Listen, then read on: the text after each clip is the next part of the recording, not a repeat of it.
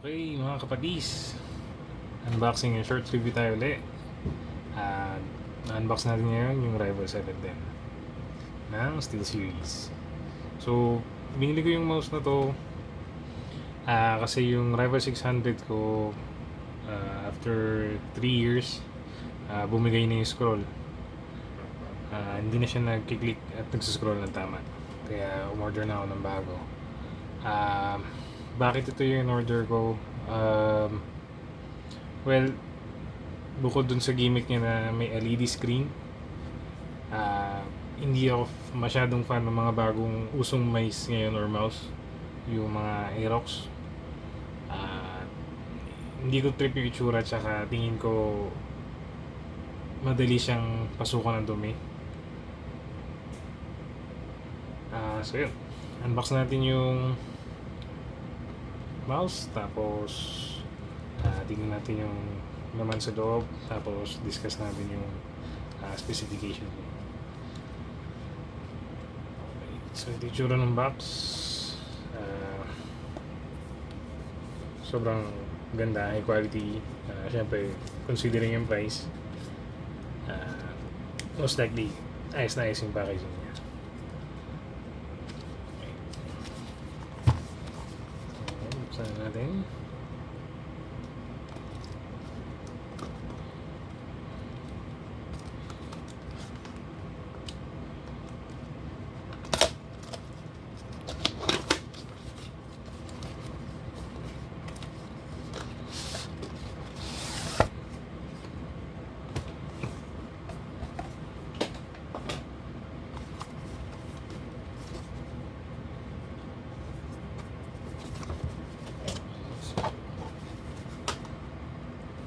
Okay.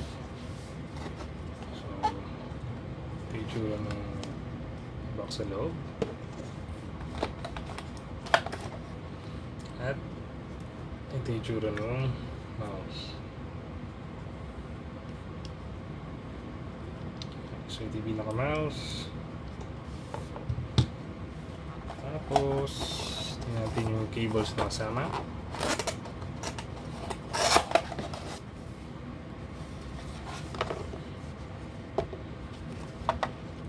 Meron po na siyang ganito. Uy! So, ito yung information guide o yung manual. Ayan. So, most likely, hindi nyo naman masyado kakailanganin to. Kasi plug and play lang. Tapos, most naman na magagawa nyo pag meron kayo Steelseries engine na software sa PC nyo, doon nyo na siya ma-adjust. Okay, so tingnan natin ngayon yung kasamang cables.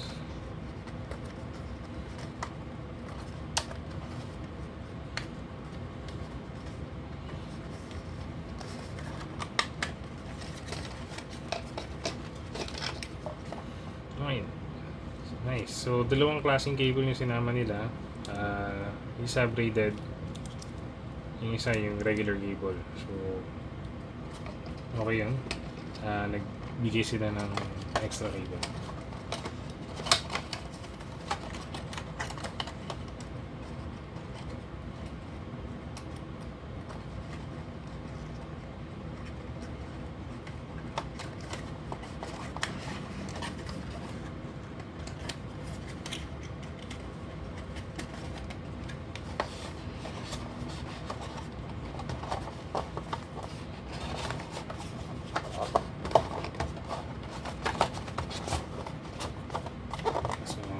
Yung laman ng box, discuss na natin yung mouse.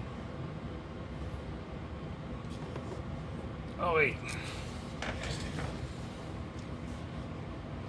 So ito yung Rival 710, isa sa mga pinaka-latest na mouse ni Steelseries.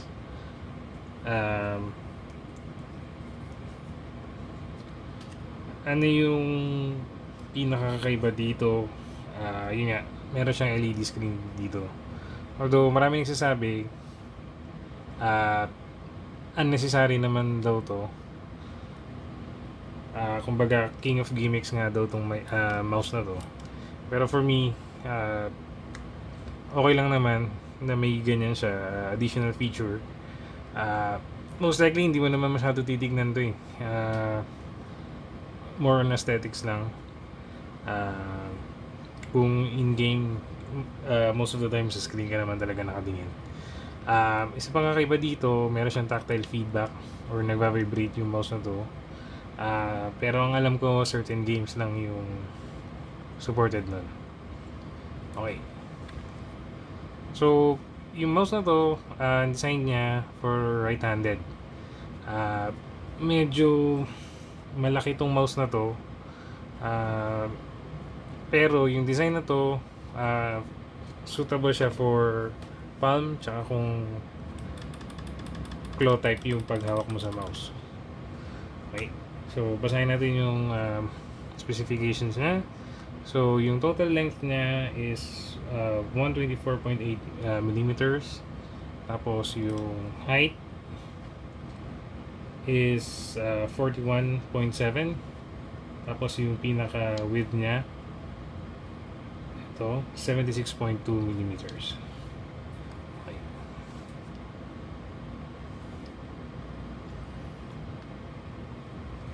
Okay. Yung sensor na gamit nito, alam ko pareho lang din sa Rival 600, yung Steelseries TrueMove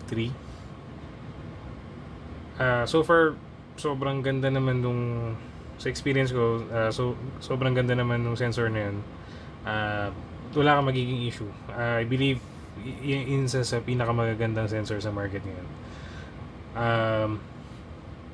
CPI niya or ang sensor type niya optical. Tapos CPI is 100 to 12,000.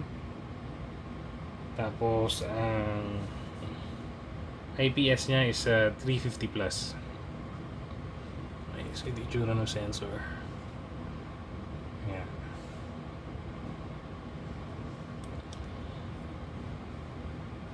Okay. Ang polling rate niya 1 millisecond. Tapos ang tracking accuracy niya is 1:1. Yung material na ginamit niya dito, compared sa Rival 600, mas matte yung finish niya. Compared sa 600, medyo may rattle. Ito, halos wala kang maririnig.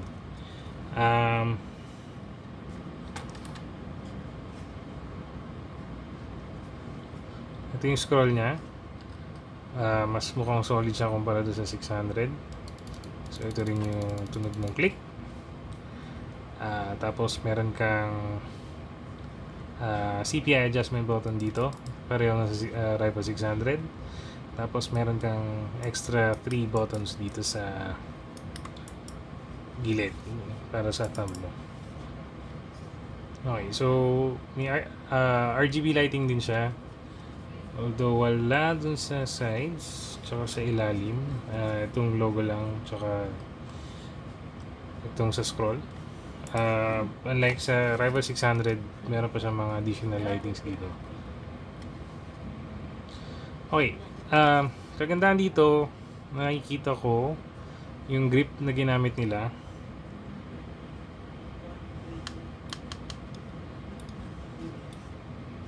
Plastic na rin. Mas madali siyang hawakan kumpara dun sa ginamit nilang material dito sa Rival 600. Ang isa pang common issue ng Rival 600, itong material na ginamit nila, may problema sa adhesive. So yan, nakikita nyo natutuklap pagtagal. So yan, yan yung common issue ni Rival 600. Okay, so ano pa?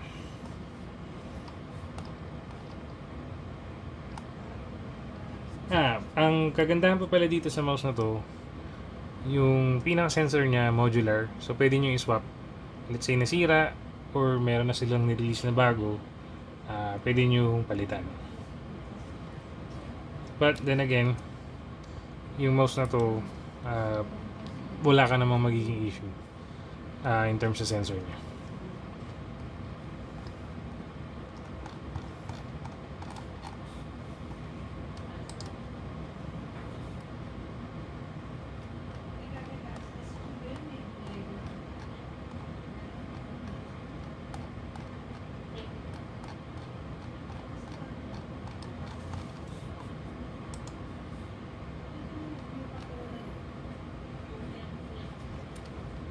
So yan. Try na natin siya ikabit.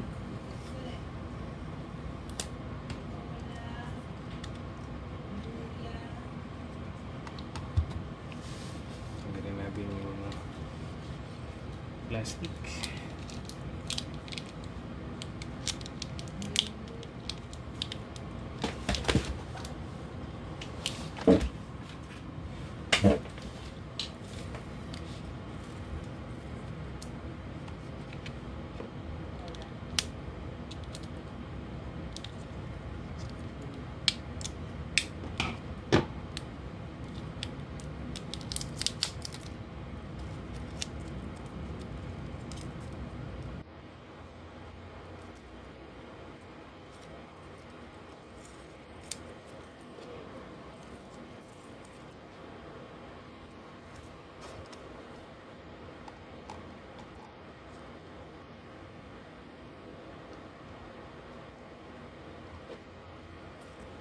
Okay. Nakakalimutan ko pala sabihin yung switch na ginamit dito, rated siya for 60 million clicks. So,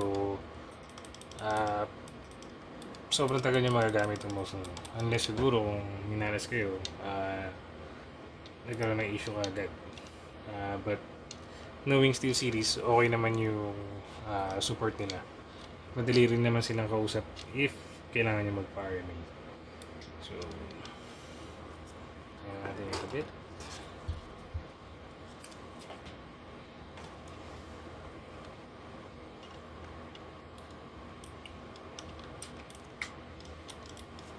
Okay, so yan. Plug nyo lang yung cable, magsasnap in na siya. Gusto nyo tanggalin, hilahin nyo lang, tapos pull. Hindi na lang siya kadali. Yung modular, medyo kailangan nyo ng screwdrivers dito. Tanggalin nyo yan, tapos hilahin nyo. Okay. So, tanggalin na natin itong kalat. And, try natin siya ikabit.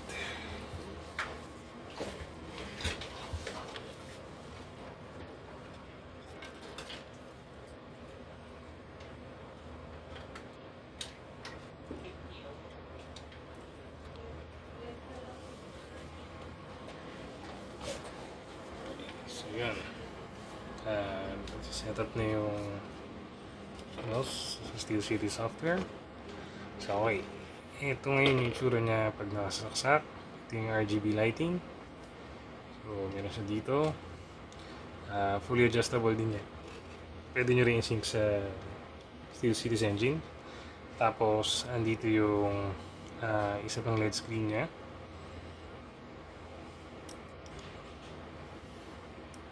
So, yan.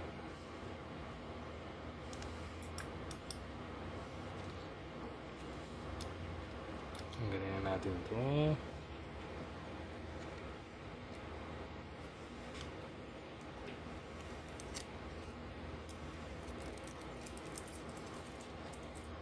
Okay. So, size comparison.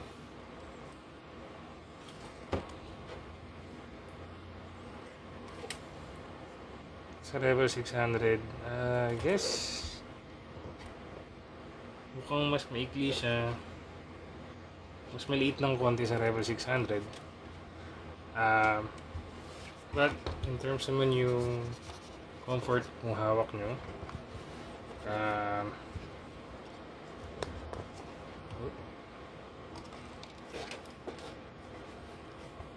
okay na okay siya. Ano naman yung cons na masasabi ko dito? But siguro ang cons at karamihan na nagsasabi din nung nag-review ng mga mouse na to, sinasabi nila masyado to mabigat yung mouse na to. Ang alam kong weight nito ay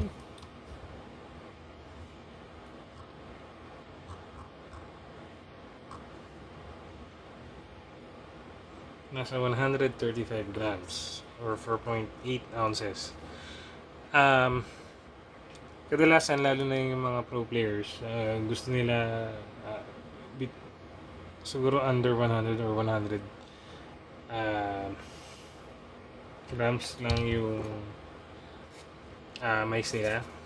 Siguro pag sobrang tagal mo nang gamit, masistrain yung kamay mo kung beyond 100. But for me, okay lang yung mabigat na mouse. Actually, mas prefer ko nga yung ganun kesa dun sa mga sobrang gaan. Yun din yung main reason bakit kinuha ko to. Tsaka bukod sa hindi ako fan ng itsura ng mga Aerox na mouse. Compared sa 600, definitely mas mabigat siya. Pero kasi sa 600, ginagamit ko yung weights na kinakabit sa loob. Mga additional weights kasi mas gusto ko nga yung mabigat na mouse. Okay, so ito yung Rival 7 din. Sana nagustuhan niyo yung short review tsaka yung unboxing. Kita-kits tayo ulit. Hanggang sa muli.